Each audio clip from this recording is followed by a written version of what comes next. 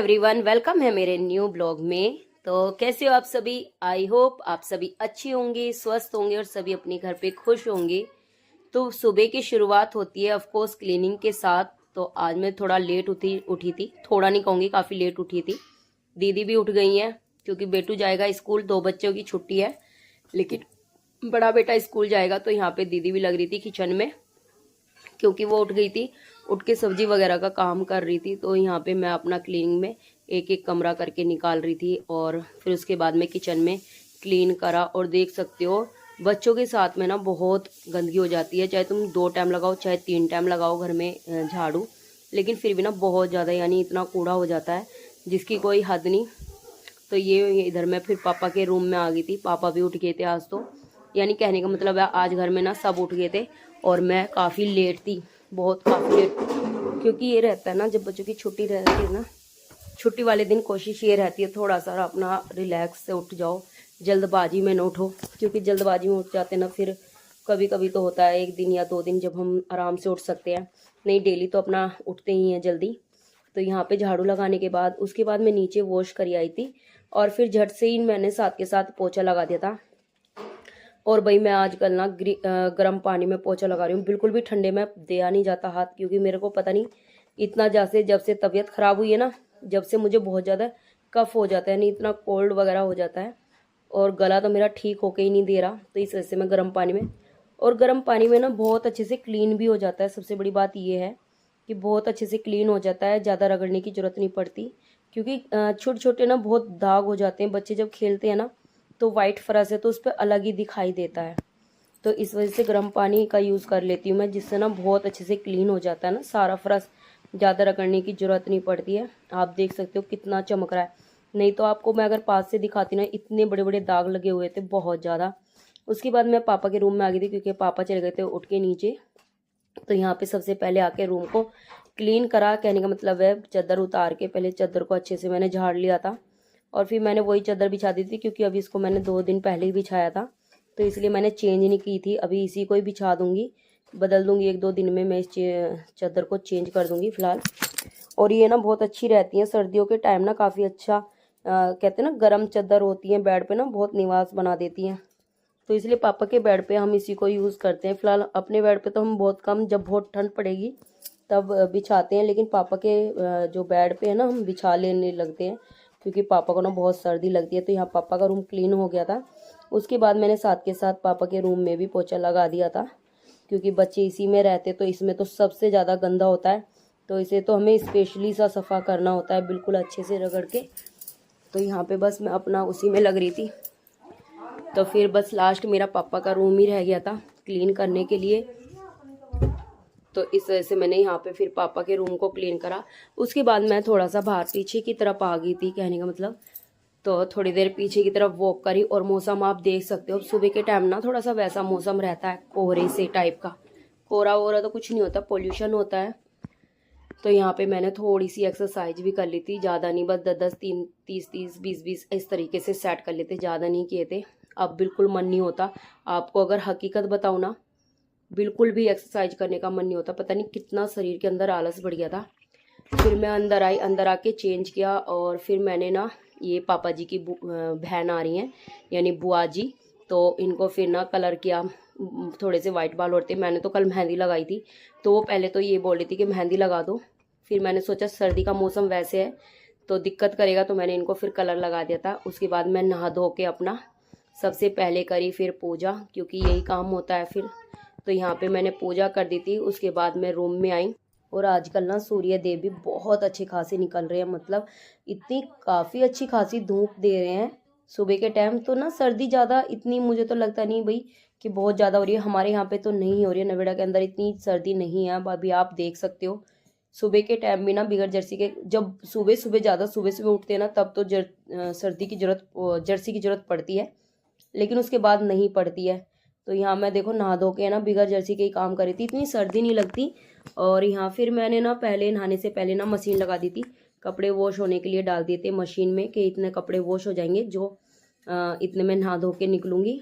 और इधर मैंने अपना रूम भी अच्छे से क्लीन कर दिया था, बेडशीट चेंज करी थी आज, क्योंकि मेरे रूम में बेडशीट काफ़ी टाइम हो गया था चेंज किए हुए। तो यहाँ पे मैंने बेडशीट उतार दी थी वॉश करने के लिए। उसके बाद फिर मैं पीछे की तरफ आ गई थी और जो कपड़े वॉश होते रहते हैं उनको साथ के साथ मैंने सुखा दिया था। मशीन में धोते रहेंगे और साथ के साथ उन्हें अपना निकाल के धोती रहूँगी, क्योंकि काम बाकी तो हो चुका था सारा, कुछ भी नहीं रहा था क्योंकि दीदी ने खाना बना दिया था। तो मेरा फिर सिर्फ क्लीनिंग का रहता है सुबह के टाइम। मैंने क्लीनिंग कर दी थी, फिर अपना मशीन लगा ली और इधर मेरे कपड़े भी वॉश हो गए थे मशीन में। तो यहाँ पे मैंने सारे कपड़े वॉश करके जितने भी थे, और आज जाना था जिनके यानी परिवार में शादी है उनके घर पे, क्योंकि आज पूजना है कुआ चाक।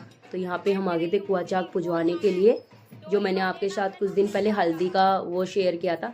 आज उनके यहाँ पे कुआ चाक है, तो मेरे हाथ में ना डोरी बंध रही है, तो मेरा जाना ज़रूरी है।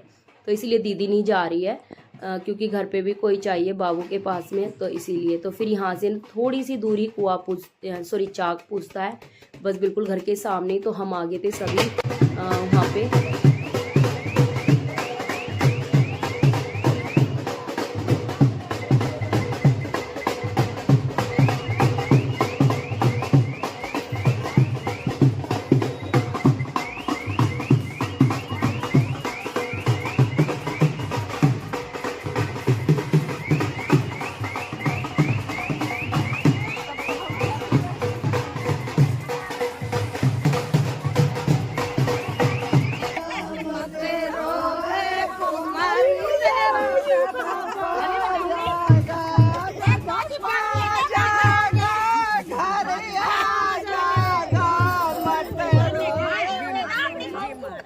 उसके बाद मैंने आपके साथ शेयर किया है कि हम लोगों के यहाँ पे किस तरीके से यानी चाक पूजा जाता है। तो यहाँ पे ना चाक पूजने के लिए आए थे। तो यहाँ पे कुछ इस तरीके से होता है, हम मायके में तो नहीं होता, लेकिन ससुराल में मेरे यहाँ पे कुछ इस तरीके से होता है। हम लोगों के यहाँ पे यानी मायके में तो कुम्हार के यहाँ पे जाते हैं और तब उसके यहाँ पे चाक पूज के आते हैं, लेकिन यहाँ पे इस तरीके से होता है। बस थोड़ा सा ही घर के पास में ये है, इस तरीके से मटका वगैरह रख लेते हैं और फिर इसी पे सतिये निकलते हैं, कलावा बनते हैं, जो भी यानी सारी रस्में होती हैं वो फॉलो यहीं पे हो जाती हैं। तो यहाँ पे तो चाक पूजने की रस्म की जा रही है। उसके बाद जाएंगे कुआ पूजने के लिए। तो यहाँ पे ये भाभी होती हैं जो हम लोगों के यहाँ पे कुआ पूजते हैं। किसी के यहाँ पे ना यानी मम्मी पूजती है, किसी के यहाँ पे कोई पूजता है। हम लोगों के यहाँ पे भाभी और चाची भी पूज देती है। अगर भाभी नहीं होती है तो चाची पूज देती हैं कुएं या चाक को। तो यहाँ पे ये भाभी पूज रही हैं। तो सबसे पहले मटके पे यानी सारे मटके पे सतिये निकाले जाते हैं। मटके के अंदर आपकी इच्छा हो आप कुछ भी रख सकते हैं। इसके अंदर सिक्के हैं, दे दो ना, सिक्का चाहिए ना, सिक्का चाहिए, सिक्का। हाँ हाँ सिक्का है इसमें, सिक्का चाहिए ना, दे दो बस।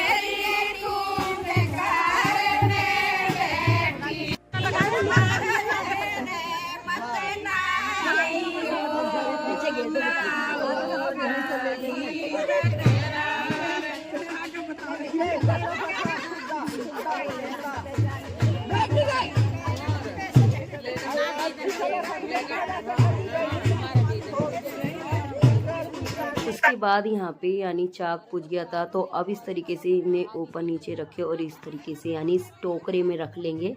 और अब इसे उठा के यानी भाभी जो है घर पे जाएंगी, जिनकी यहाँ पे शादी है, तो यहाँ पे उठा दिया है, तो यानी सिर पे रखा दिया है।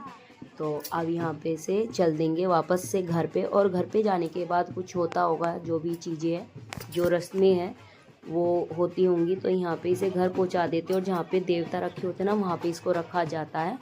उसके बाद जाएंगे यानी कुआं पूजने के लिए। तो यहाँ पे मैंने थोड़ा सा वीडियो इस तरीके से शूट कर ली थी, क्योंकि एक तो ना गाँव का माहौल है, तो हम यहाँ पे ज़्यादा वो कर नहीं सकते, तो थोड़ा सा मैंने जैसा भी था थोड़ा बहुत शूट कर लिया था, ज़्यादा नहीं किया है। उसके बाद बस ये घर है, ये थोड़ी सी ही दूर पे यानी घर था, ज़्यादा दूर नहीं है, बिल्कुल आमने सामने ही ये चीज़ें थी। और कुआं पूजन भी यानी ज़्यादा दूर नहीं है, नज़दीक में ही कुआं पूजने के लिए जाते हैं। तो यहाँ पे अभी अंदर चले जाएंगे और जो भी ये टोकरे के अंदर सामान है इनको वहीं पे रख के आ जाएंगे जहाँ पे देवता हैं। उसके बाद यहाँ पे फिर देवर होते हैं, जो वो भाभी का पल्ला पकड़ के कुआं तक जाते हैं। तो ये इस तरीके से हम लोगों के यहाँ पे रस्म होती है। और ये ना बड़े ही शर्मीले थे जो भाई साहब थे, बहुत ज़्यादा। सबने बोला उनको नाचने के लिए, पता नहीं उनको नाचना नहीं आता था या क्या बात थी, बहुत यानी बहुत ज़्यादा शर्मा रहे थे। सब उन्हें बहुत कह रहे थे, ये देखो ये भाई साहब की मम्मी है, कोई कह नहीं सकता कि इनके इतने बड़े बड़े बच्चे हो रहे हैं और ये इनको नाचने के लिए बोल रहे हैं। लेकिन वो नहीं नाचे थे, उनको बहुत शर्म आती। उसके बाद ये आगे पे कुएं पे, जहाँ पे यानी आपने मंदिर देखा होगा अक्सर मेरी वीडियो में, तो ये यहाँ पे कुआं है। तो यहाँ पे इस तरीके से चौक पूरा जा रहा है, चौक नहीं बोलेंगे, यानी इस तरीके से यहाँ पे पूरा जा रहा है। और फिर यहाँ पे भी ना ये कलश होते हैं छोटे छोटे से, इन पे सतिये निकाले जाते हैं चारों तरफ, और इस तरीके से पूजा होती है।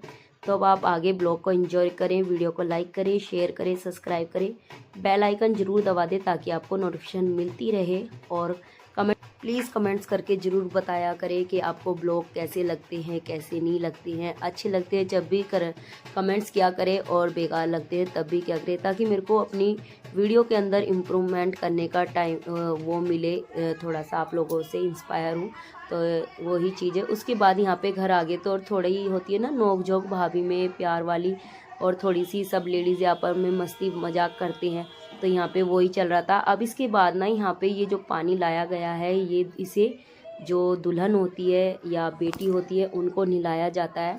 तो यहाँ पे जिनको भी डोरी बंधी होती है वही सब मिलके एक साथ उनको नहलाएंगे। तो यहाँ पे अब उसके बाद वही चीज़ें हैं, तो आप ब्लॉग को आगे देखिए। मेरे में ज़्यादा हो रहा है, आराम से उठ जाओ, आराम से, बहुत आराम से। अब अपना हाँ हाँ हाँ, ये रहने तो छोड़। अब इनका क्या करना है, ये तो फाइनली घर पे आ गए भाई, कुआं पुजवा के। कुआं पुजवाने के लिए गए थे, कुआं चाक कुआं ये सब पूजा गया था। तो अब वहाँ से आ गए हैं, तो अब मैं चेंज कर लेती हूँ सबसे पहले, फिर कुछ काम करती हूँ। कैसी लग रही हूँ ये भी बताना।